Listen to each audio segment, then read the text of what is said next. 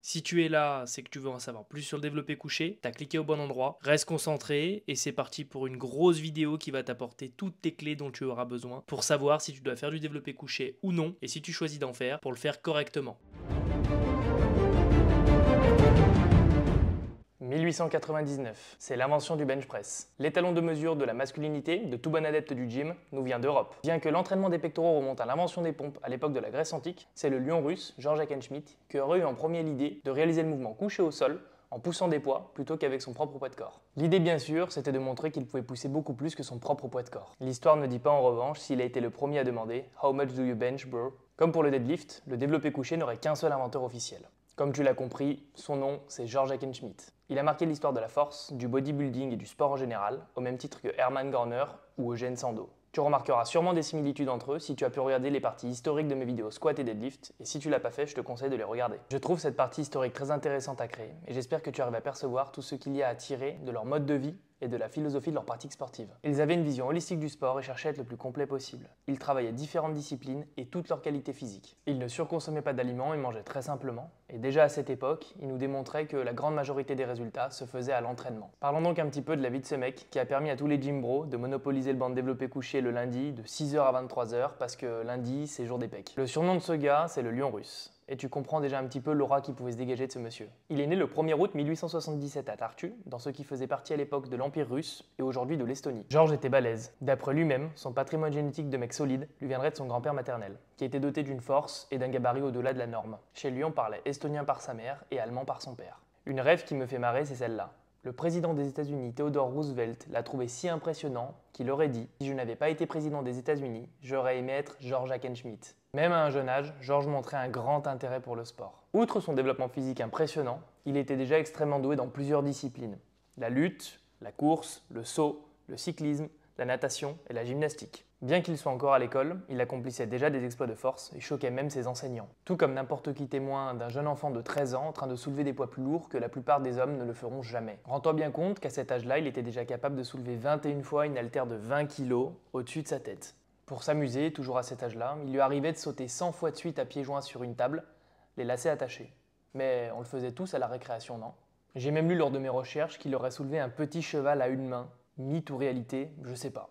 Hackenschmidt doit sa renommée mondiale à une carrière de lutte exceptionnelle. En plus d'être l'inventeur du hack squat et de la presse au sol, il serait l'inventeur de l'étreinte de l'ours. C'est une prise qui est utilisée en lutte encore aujourd'hui. Après avoir lancé sa carrière à Saint-Pétersbourg, Hack a vécu à Londres et y est devenu une des superstars du début du XXe siècle. On peut librement comparer la carrière de George Hackenschmidt à celle de Cristiano Ronaldo, parce qu'à l'époque, la lutte avait une popularité qui était comparable à celle du foot de nos jours. En quittant l'école, George est allé travailler pour une grande entreprise d'ingénierie à Tallinn. Il y est devenu apprenti et il avait l'intention d'y devenir ingénieur. Ça, c'était avant de prendre la décision qui allait changer sa vie. En parallèle, il s'entraînait bien évidemment déjà dans un club d'athlétisme et de cyclisme de la ville. Et un beau jour, un médecin vient l'ausculter. C'est le docteur von Krajewski, c'est le médecin du tsar. Hack dit « Lorsque je me suis complètement déshabillé pour faciliter l'auscultation de ma blessure, il a, en collaboration avec mon médecin, examiné mon corps et à l'exception d'une légère blessure au bras, j'étais parfaitement sain. À la suite de cet examen, le docteur lui aurait ensuite dit qu'il avait la possibilité de devenir l'homme le plus fort du monde. Dr von Krajewski était tellement choqué par son physique qu'il lui dit cette phrase qui va complètement changer sa vie. Ce docteur lui propose donc qu'il le suive à Saint-Pétersbourg car il souhaitait qu'il soit entraîné en tant qu'athlète professionnel et lutteur.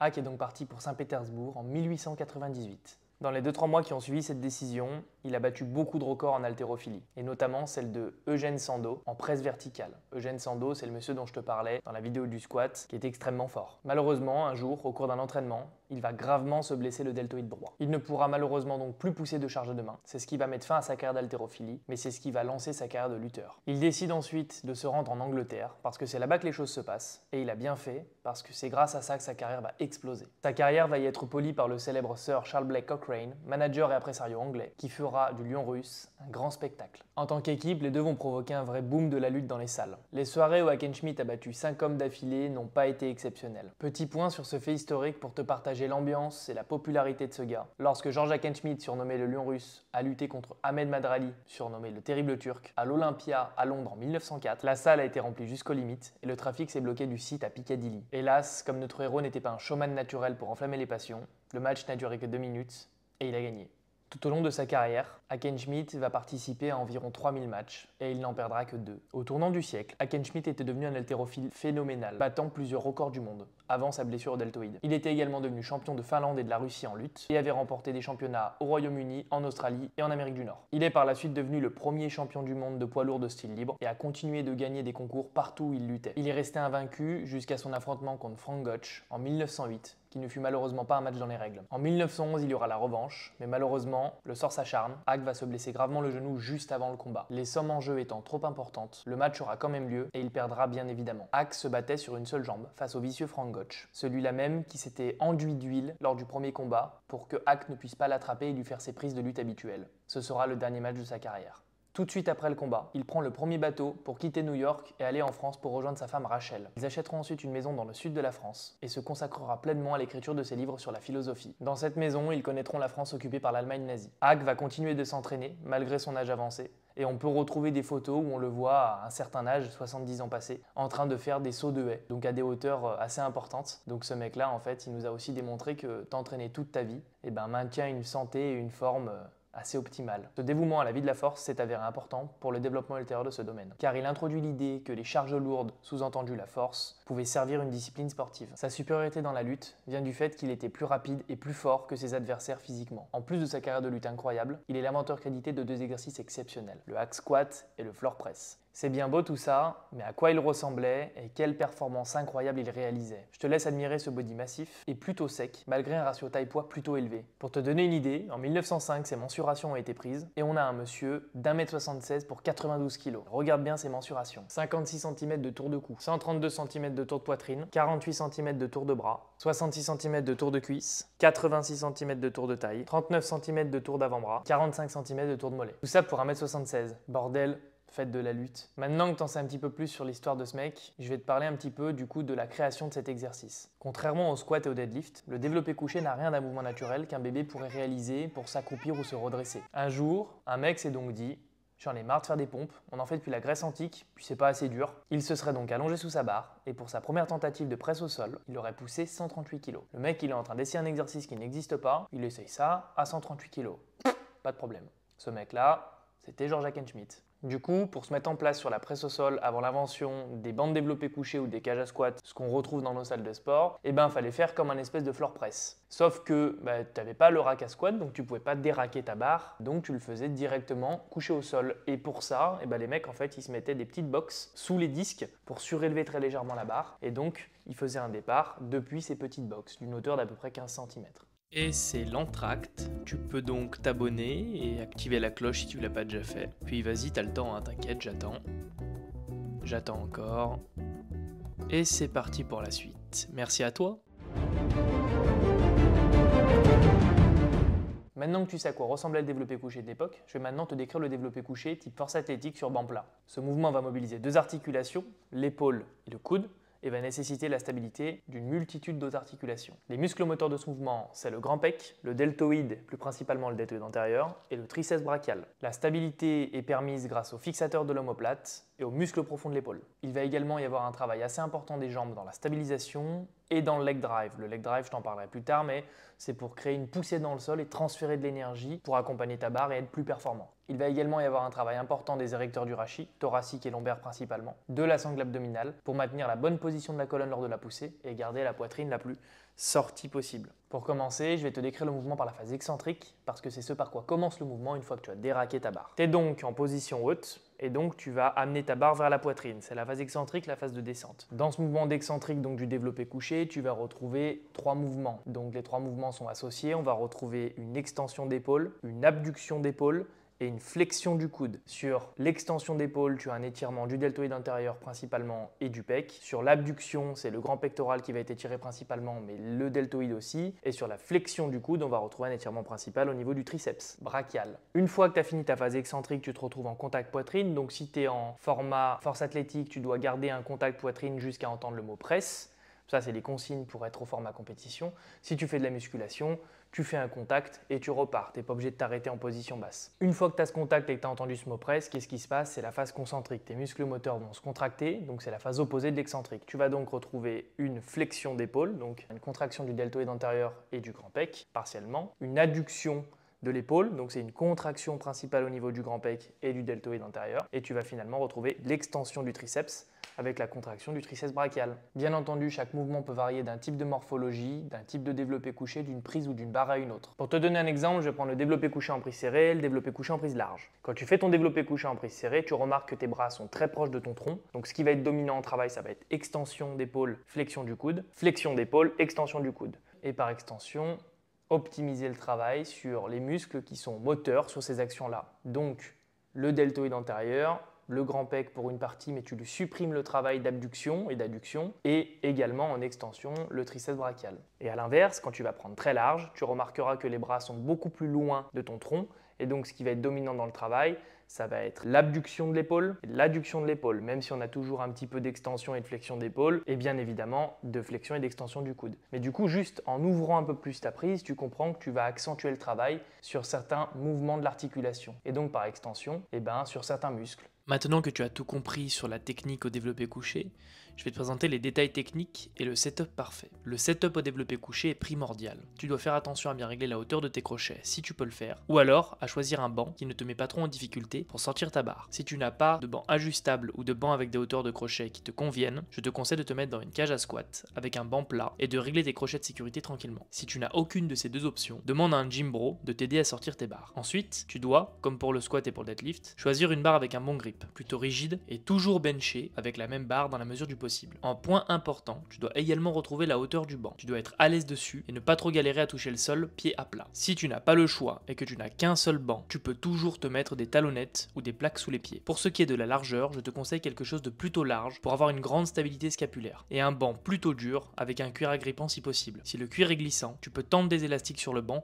pour ajouter du grip. Une fois ton setup fait, mets-toi en place. Tu dois avoir la tête, les omoplates, les fesses sur le banc et les pieds au sol à plat. Idéalement, essaie d'avoir le genou en dessous de ton bassin ou tout au plus le fémur à l'horizontale. Sinon ton leg drive est inefficace. Pour le grip sur ta barre, en fonction de ce que tu veux travailler, il va y avoir une importance. Je t'en parlerai dans les variations, mais je te conseille toujours la prise bulldog. En gros, l'idée c'est d'avoir le moins de distance entre la barre et l'articulation de ton poignet pour réduire le levier et augmenter la stabilité sur ton poignet. Tu as sorti ta barre, je te conseille de prendre un temps pour refixer ta ceinture scapulaire et reprendre une grande inspiration pour gonfler ta poitrine et te rigidifier au niveau abdominal et thoracique. Mise en tension de tes cuisses et fessiers. Engage ta descente, reste en apnée. Contact poitrine, envoie-la pousser dans le sol et au même moment, pousse sur ta barre et expire ou reste en apnée jusqu'en haut, ce qui te donne le plus de force. Rack ta barre sans hésiter. Je vais maintenant te présenter les différents grips au développé couché. On commence avec le grip large qui va accentuer l'abduction-adduction de l'épaule et réduire l'extension-flexion de l'épaule et la flexion-extension du coude. Ce genre de grip permet de réduire l'amplitude de mouvement et est donc intéressant pour la force athlétique, tant que l'amplitude de descente reste valide. Du fait de l'accentuation de l'abduction de l'épaule et de l'angle de l'humérus dans cette position sur la phase de descente, le grand pec va être plus étiré que sur les autres grips et est donc susceptible de prendre plus de contraintes. Ce qui peut être positif si tu n'as aucun problème inflammatoire du grand pec et que tu cherches à les développer davantage par exemple. Le grip moyen ou légèrement à l'extérieur des épaules est un grip qui peut convenir à une plus grande majorité de pratiquants. Il nécessite une plus grande amplitude de mouvement mais place l'épaule dans une position un peu moins contraignante que le grip large. Le deltoïde antérieur et le triceps récupèrent une partie du travail puisque l'extension-flexion de l'épaule et la flexion-extension du coude augmentent. Le travail du grand pec reste important car l'angle de l'humérus par rapport au tronc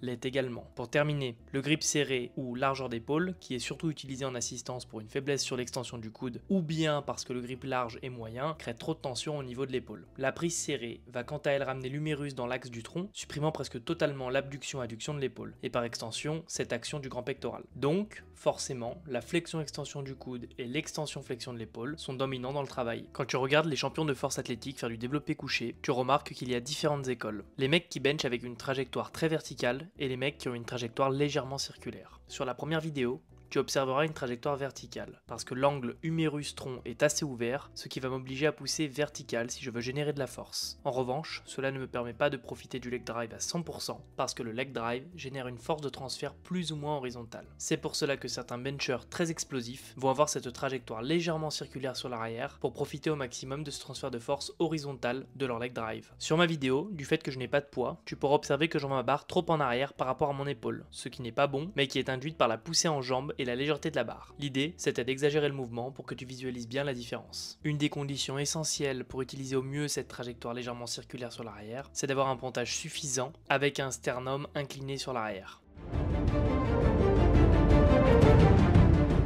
Maintenant que tu as choisi ton style de bench et ton grip, je vais te présenter les différentes variations qui te permettront d'améliorer certaines parties du mouvement. La pause ou la claque, qui est en fait le mouvement en format compétitif. L'idée c'est de supprimer une partie de l'énergie élastique et le réflexe myotatique de tes muscles pour rendre le mouvement plus difficile. La phase concentrique étant rendue plus complexe. Passer 3 secondes de pause en étirement, donc en bas, la quasi-totalité de l'énergie élastique est supprimée. Le travail à la claque te permettra également d'améliorer ta mobilité. Je te conseille donc d'en faire même si tu as des objectifs d'hypertrophie, au moins en prévention. L'excentrique a pour but de ralentir la phase négative du mouvement pour augmenter la phase d'étirement, le temps sous tension, le contrôle de la gestuelle et supprimer le potentiel rebond qui pourrait être induit par une exécution plus explosive. Format intéressant pour travailler technique, apprendre à créer de la tension et limiter les traumatismes qui pourraient être induits par une vitesse mal gérée. Attention, si tu dois conserver de la vitesse pour une discipline, je ne te conseille pas de travailler trop lentement ou du moins sur des périodes longues. Tu pourrais perdre en vitesse de recrutement et desservir ta discipline. Le statodynamique est un travail bien spécifique qui va te permettre d'améliorer une partie de ton mouvement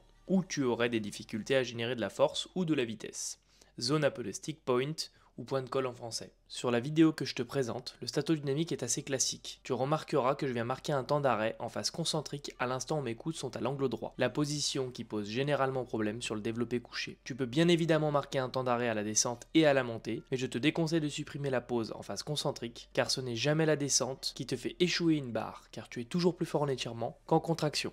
Le pin bench, mouvement qui se rapproche beaucoup du pose et du statodynamique, si ce n'est qu'il va te permettre d'avoir un repère d'amplitude standard grâce au contact avec les sécurités. Personnellement, je trouve ça également plus difficile du fait que l'on relâche vraiment la tension sur la barre une fois cette dernière posée sur les sécurités, et également parce que la rigidité des sécurités, à contrario de notre poitrine, ne permet aucun petit ressort au mouvement avant de pousser après l'arrêt de la barre. Il est possible de régler les sécurités pour placer l'arrêt de la barre dans la position où tu es le plus en difficulté, dans l'idée d'améliorer cette faiblesse. Le développé couché avec élastique a plusieurs intérêts. D'une part, il rajoute une notion de vitesse, car il va freiner la barre au plus il se tendra, mais c'est progressif et le feeling est assez bon, à contrario d'un travail de vitesse uniquement avec charge. Il permet également d'obtenir une courbe de force qui correspond plus à celle de nos muscles. En effet, sa résistance varie. Plus il se détend, moins il génère de résistance. Donc, comme il se détend en bas du mouvement, quand mes muscles sont le plus étirés, donc le moins fort et le plus sujet aux blessures, il me permet de prendre moins de risques. En revanche, plus je vais pousser en phase concentrique et contracter mes muscles, moins je suis faible et moins je risque de me blesser, et l'élastique devient alors de plus en plus résistant. Pour finir, il permet d'accentuer grandement la fin du mouvement concentrique et donc le recrutement du triceps. C'est une variante intéressante pour un bencher qui aurait du mal à finir ses barres en partie haute, parce que cela va lui permettre de continuer à travailler le mouvement dans sa globalité, tout en accentuant le travail sur sa faiblesse. Je te présente deux façons d'accrocher ton élastique. Sur la première vidéo, l'élastique sera moins tendu et apportera moins de résistance. Il est possible d'obtenir des courbes de résistance similaires avec des chaînes, à la différence qu'on peut quantifier la charge avec des chaînes et qu'elles ne se détendent pas avec le temps, contrairement à un élastique. En revanche, on perd l'intérêt de l'élasticité avec la chaîne. Le développé couché jambes tendues, donc sans appui dans le sol, a deux intérêts principaux. Premièrement, supprimer le leg drive et par extension augmenter le travail sur les muscles de poussée du haut du corps. Deuxièmement, permettre d'augmenter l'instabilité et d'accroître le travail des muscles stabilisateurs. Le développé couché avec réduction d'amplitude se rapproche de l'intérêt du pin press, car il va permettre de réduire l'amplitude de mouvement. En revanche, comme le contact se fait sur la poitrine avec un outil mou, le feeling est un peu moins rigide et le rebond, le renvoi, un peu plus simple. C'est une variante qui peut complètement convenir pour un objectif d'hypertrophie sur un profil qui aurait du mal à supporter l'amplitude articulaire totale de son mouvement. Je pense notamment à un longiligne. Ce que je trouve plus intéressant sur cette variation, à contrario d'un statodynamique sur la même amplitude dans un objectif d'hypertrophie, c'est la standardisation des répétitions que permet le contact poitrine avec la mousse. En revanche, pour un objectif de force pure, le pin press permet de rendre la concentrique un cran plus dure par la rigidité des sécurités qui ne renvoient aucune énergie. Pour terminer, les réductions d'amplitude permettent de travailler les fins de mouvement et donc de privilégier le verrouillage en partie haute ou bien le travail de tes triceps en fonction de là où tu arrêtes ta descente. Tu peux également positionner le réducteur d'amplitude sur ta poitrine, mais si tu peux le fixer à ta barre, je te conseille de privilégier cette option qui t'évitera de perdre une plaque pendant ta série. En revanche, l'utilisation des plaques te permettra de plus facilement modifier cette hauteur d'arrêt. Je te présente le développé couché avec instabilité et ce setup facilement reproductible. Tu as besoin que de deux élastiques et deux poids que tu viens suspendre de part et d'autre de ta barre. Veille à utiliser deux élastiques de même résistance et deux poids identiques. La deuxième possibilité, c'est d'avoir à disposition une bambou bar, mais autant te le dire tout de suite, tu ne la retrouveras jamais dans une salle en France. L'intérêt de cette variation, c'est de rajouter une grosse notion d'instabilité à ta barre et augmenter grandement le travail de tes muscles stabilisateurs. Pourquoi pas utiliser cette variation en activation avant de travailler sur tes séries effectives?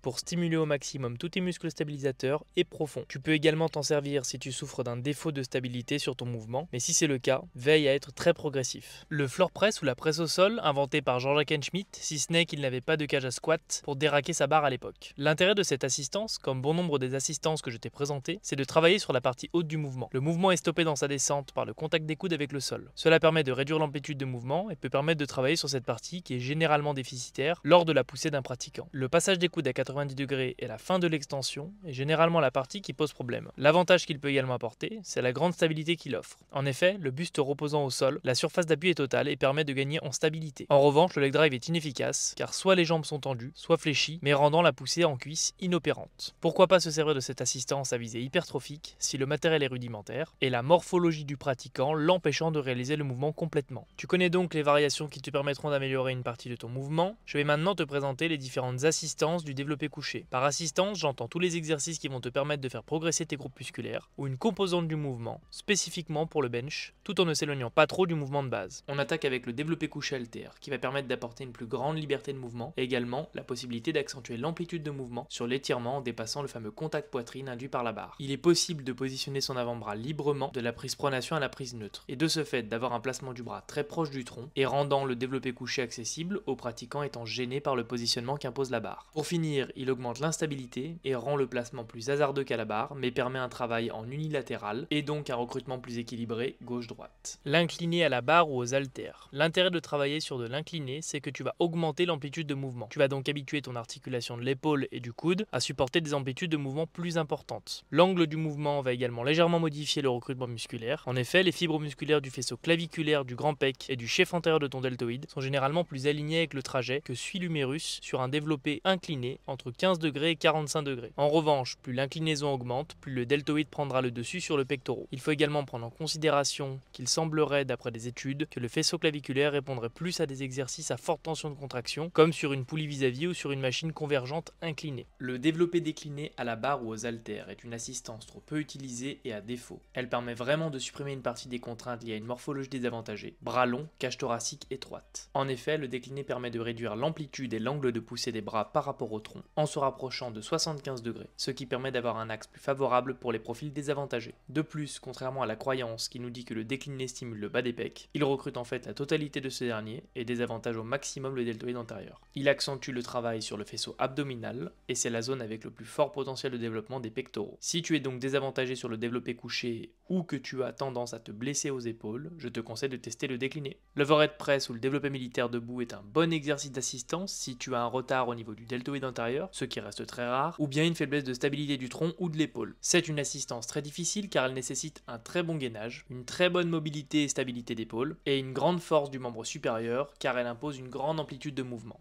Il est également assez difficile de maintenir la trajectoire la plus verticale possible sur ce mouvement, car on doit passer son visage pour pouvoir suivre cette trajectoire verticale. Le mouvement peut également être effectué aux haltères, rendant la trajectoire et le placement de l'avant-bras plus facile, mais la mise en place est plus complexe du fait qu'on doit monter les haltères aux épaules. La dips sur barre fixe est une super assistance. Elle permet de renforcer les pectoraux, surtout dans la forme que je te présente à l'écran avec une bascule du buste en avant à la descente, et de renforcer le deltoïde antérieur et le triceps. Elle permet également de travailler sa stabilité et son gainage, et apporte un angle de poussée bras-tronc avantageux, même pour les profils désavantagés. En revanche, le travail du deltoïde peut vite devenir prédominant sur cet exercice, car l'extension-flexion d'épaule est généralement dominante. Je t'en parlerai plus en détail dans le chapitre numéro 6, sur les exercices axés sur l'hypertrophie. Pour les dips et les pompes, tu remarques que ce ne sont plus les mains qui se déplacent par rapport au tronc, mais le tronc qui bouge avec les mains en point fixe. Il est intéressant pour la coordination de travailler en chaîne ouverte et en chaîne fermée pour améliorer sa proprioception et varier les contraintes exercées sur les articulations, les tendons et les muscles. D'autre part, la pompe est un exercice super intéressant car il ajoute un travail de gainage très important, d'autant plus quand tu viens te lester avec des poids sur le dos. Le placement des mains est également libre, tu peux donc au choix faire tes pompes avec tes bras collés au tronc ou au contraire très larges, enfin bref, te mettre dans la position qui te convient. Le petit point négatif, ça reste que tu es limité pour surcharger au long terme, sauf si tu achètes un gilet à verrou, mais passé un certain poids, l'enfiler devient mission impossible tout seul. L'utilisation de poignets peut avoir deux intérêts, augmenter l'amplitude ou placer l'articulation du poignet dans une position plus confortable.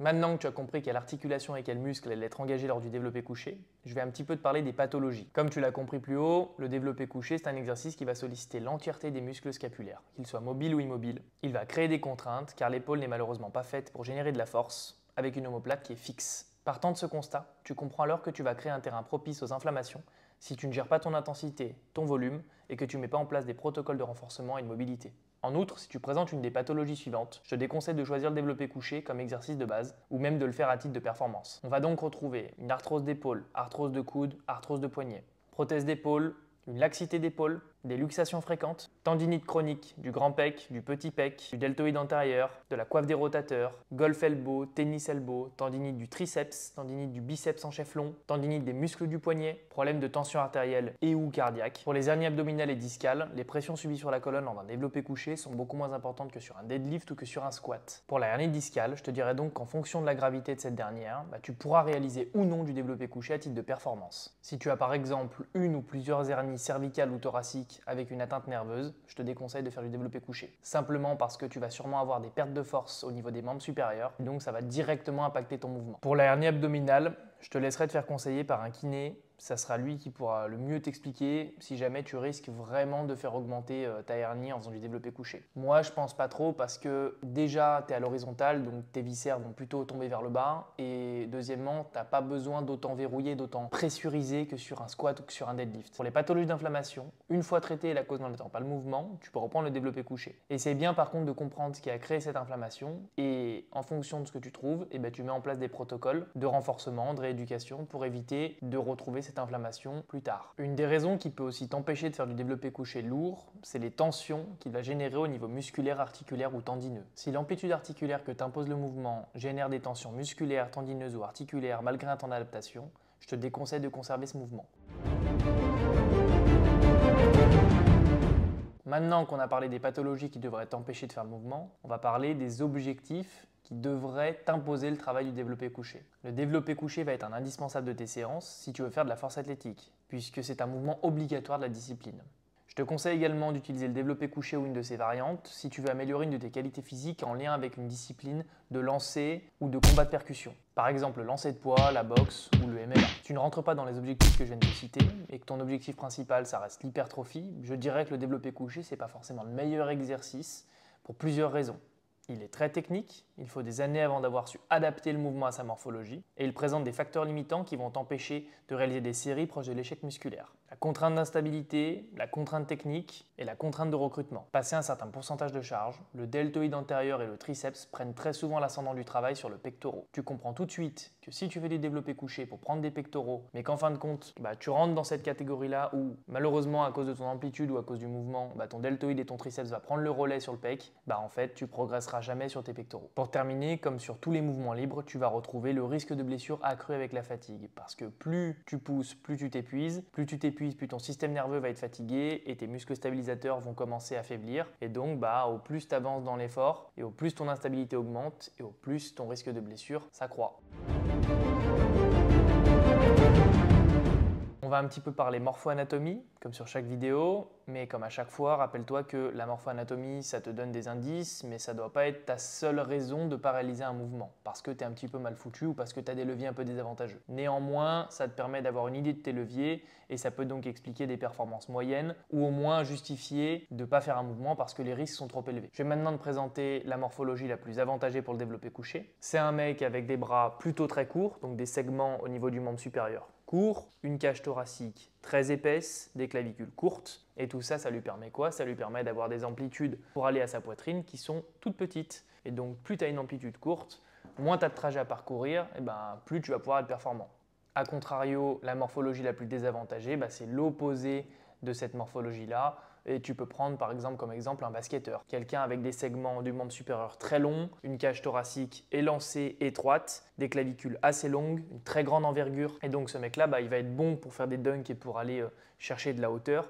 Il va être beaucoup moins bon pour développer de la force à l'horizontale parce qu'il a des amplitudes de mouvement à cause de la longueur de ses bras et à cause de l'étroitesse de sa cage thoracique qui sont gigantesques. Peu importe que tu sois avantagé ou désavantagé, il faut bien que tu comprennes que des mouvements lourds en charge libre, ça génère des tensions au niveau de l'épaule, au niveau du coude, au niveau du poignet. Bien entendu, plus tu seras désavantagé et plus tu devrais avoir des tensions. Ça, c'est logique parce que tu fais subir à ton articulation des contraintes beaucoup plus grandes. C'est pourquoi je vais te conseiller de mettre en place des routines d'échauffement spécifiques en priorisant les zones qui ont tendance à te gêner lors de ton mouvement. Insiste également sur les muscles qui auraient du mal à s'activer lors de ton mouvement et je vais aussi te conseiller de faire un gros travail de stabilisation sur le développé couché. Avant même de commencer à travailler sur tes barres de travail, fais un travail de fixation et de stabilité. Si ça t'intéresse, je te ferai sûrement des vidéos dédiées aux échauffements spécifiques sur les 3 mouvements de base, donc développé couché, squat et deadlift. Comme je le dis à chaque fois, adapte l'intensité de tes séances à l'énergie du jour. Comme toujours, ça ne veut pas dire fais pas la séance intense à chaque fois que tu as un petit pépin, mais sois intelligent et va pas faire tes plus grosses barres quand tu n'es pas frais nerveusement, quand tu as des grosses courbatures, quand tu as des douleurs ou quand tu ne te sens pas dans le mouvement. Tu gères ton effort et tu verras que perdre une séance, c'est mieux que de perdre 3 mois parce que tu as voulu pousser cette barre qui a fait que tu t'es blessé. Un bon athlète, il sait s'écouter, il sait se ménager et il dure dans le temps. Une dernière chose, pense à être progressif dans ton travail. Nos tissus conjonctifs s'adaptent très bien à la contrainte de charge, mais à condition d'y être soumis régulièrement et progressivement. Un travail que tu peux mettre en place, par exemple si tu souffres un petit peu au niveau des tendons du pec, c'est d'introduire dans tes routines d'entraînement de l'excentrique sur tes barres. Alors en général, de toute façon, toutes les programmations de force, tu as de l'excentrique pour te mettre en tension avant de mettre ta pause. Mais moi, je te conseille vraiment d'accentuer ce travail et de travailler sur des tempos lents d'excentrique. Que ça soit pendant ta préparation, avant, après, peu importe. Je te conseille toujours d'introduire de l'excentrique pour bien renforcer tes tendons. Et c'est pas pour rien que les kinés utilisent énormément ces méthodes-là. C'est pour renforcer toute la partie musculo-tendineuse. Maintenant que tu as compris que le développé couché pouvait générer des contraintes et des tensions, je vais partir sur 2 possibilités. Possibilité 1, ça te génère pas trop de contraintes et de tensions, puis de toute façon tu veux faire du développé couché parce que tu as des objectifs de force. Choix numéro 2, ça te génère beaucoup de contraintes et de tensions et tu n'as pas d'objectif de force. Dans ce cas-là, quel exercice faire si tu ne peux pas faire du développé couché? Je te présente mon top des exercices optimisés pour l'hypertrophie si tu veux pas ou si tu ne peux pas réaliser du développé couché. Les presses horizontales convergentes avec prise unilatérale. Ici, c'est la Hammer Strength. Cette machine est géniale car elle peut facilement s'adapter à beaucoup de morphologies. Par exemple, comme tu peux le voir sur la vidéo, je réduis l'amplitude de la machine en positionnant un poids sous la butée pour ne plus être trop en contrainte sur mon départ et également pour me donner un repère d'amplitude. Les avantages qu'elle apporte pour optimiser l'hypertrophie sont la stabilité, la courbe de résistance plus intéressante que sur un mouvement libre car la tension du mouvement reste élevée de par l'axe de la machine et les poids à l'extérieur et en dessous du bras. De plus, la trajectoire est guidée et donc facile à suivre et permet d'éviter de trop fatiguer les muscles stabilisateurs de l'épaule. Pour finir, tu peux facilement rajouter des élastiques sur cette machine et la surcharge peut être progressive et longue, jusqu'à 125 kg par épi. Un dernier avantage, c'est la prise de la machine qui est bien grippante et qui place l'avant-bras en semi-pronation. Ils auraient pu proposer une multiprise ou une prise modulable, mais celle-là reste très bonne pour une grande majorité des pratiquants. Une machine un cran au-dessus serait la Prime, car elle permet, grâce à ses différents épis, de surcharger plus ou moins une partie du mouvement et permet donc de faire varier la courbe de résistance. En revanche, sa prise est soit pronation totale, soit une prise neutre, mais trop inclinée, ce qui met le poignet dans une position pas dingue. Sur la gamme Hammer Strength, tu vas également retrouver 2 machines intéressantes en presse convergente, la chest press inclinée et la chest press déclinée. Je te présente ici la chest press inclinée qui est la plus intéressante à mon sens, car elle permet d'accentuer le travail sur la partie du pec, généralement sous-développée chez les pratiquants, le faisceau claviculaire. L'avantage de cette presse, c'est qu'elle offre une bonne courbe de résistance avec une tension plus forte sur la fin de la contraction, rendant la partie basse où le pec est étiré plus facile et permettant également de solliciter plus le haut du pec, qui, je te le rappelle, est surtout recruté sur des exercices à forte tension de contraction. Elle apporte également une trajectoire légèrement inclinée, idéale pour ne pas trop bosser sur le deltoïde antérieur, une bonne stabilité, enfin bref, tous les avantages de la chest press horizontale. Pour la chest press déclinée, la machine est tout aussi bonne, mais je ne trouve pas qu'elle ait un grand intérêt si tu fais déjà de la presse horizontale et inclinée. Ton pec est entièrement stimulé grâce à ces 2 machines. Je ne te fais pas une liste exhaustive de machines, mais les presses Technogym à charge libre sont également des machines correctes, avec cependant des défauts, comme les poignets mal orientés par exemple. Pour les gammes Technogym à poulie, les poignets sont mieux orientés et la proposition d'une prise neutre sur presque toute la gamme rend les machines plus intéressantes. Les 3 exercices qui vont suivre sont des exercices que je t'ai déjà présentés dans les assistances du développé couché. Pour plus de détails techniques, je te conseille donc d'aller voir cette partie de la vidéo, mais ils sont également présents dans mon top des exercices axés pour l'hypertrophie, car ils permettent de supprimer une grande partie des facteurs limitants du développé couché à la barre. Le développé couché aux haltères va par exemple te permettre d'avoir un travail en unilatéral plus important qu'à la barre,